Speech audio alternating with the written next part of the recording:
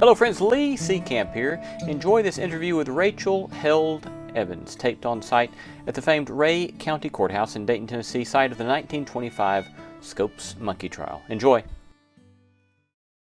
Being raised here in Dayton, Tennessee, the legacy of the Scopes trial was always sort of on my mind and a part of the community, and the courthouse was the center of town, and so the story of the Scopes trial was always a part of my life growing up, and I knew it growing up.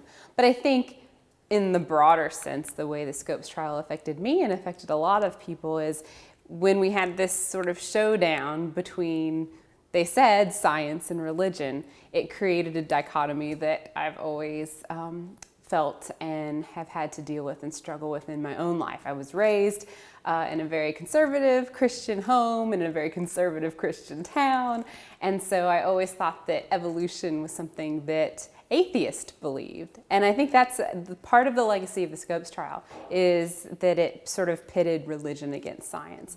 And that was something that I grew up feeling the tension of. And so it wasn't until I was a young adult that I started questioning some of what I had been taught about creationism and about how evolution is for atheists and agnostics, and came to accept the science of evolution for myself. But that was a struggle precisely, I think, because of the Scopes trial and because of the legacy it left.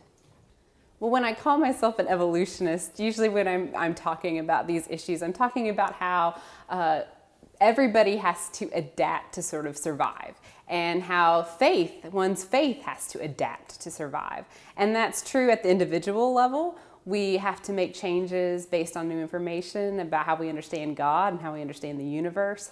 And as a culture and as the church, we have to adapt to change when it comes our way and take new information into account and rethink things and wrestle with things. If we don't do that, we don't survive. And we've seen this happen from the beginning with Galileo and his telescope, all the way to slavery. And then there are issues today that we're dealing with as well, where we're confronted with new information.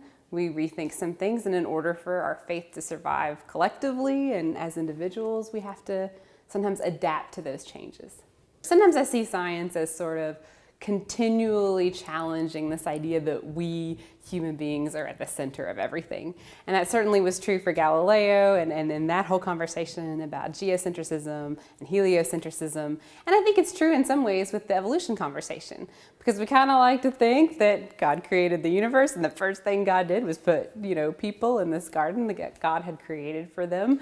It's a little humbling to have to think of a universe existing for billions and billions of years, and an earth existing for billions and billions of years before we come along. And so I think that there's always, science challenges us to rethink the notion of us being the center of everything. And if we're willing to let that humble us, I think it can be a good thing.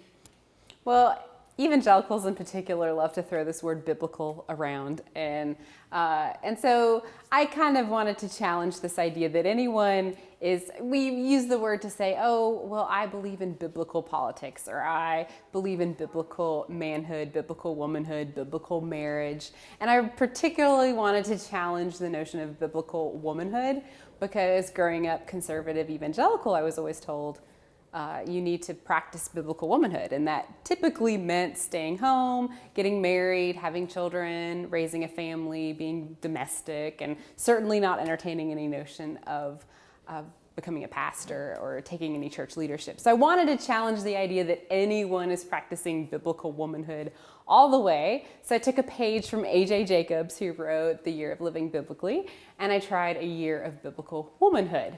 And it didn't go well. I mean, it was really hard. It's a challenge.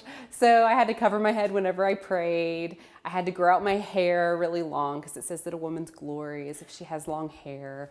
One of the crazier things was I observed all the Levitical purity codes. So during my special time of the month, I had to camp out in a tent and remove myself from the household, and I couldn't touch any men.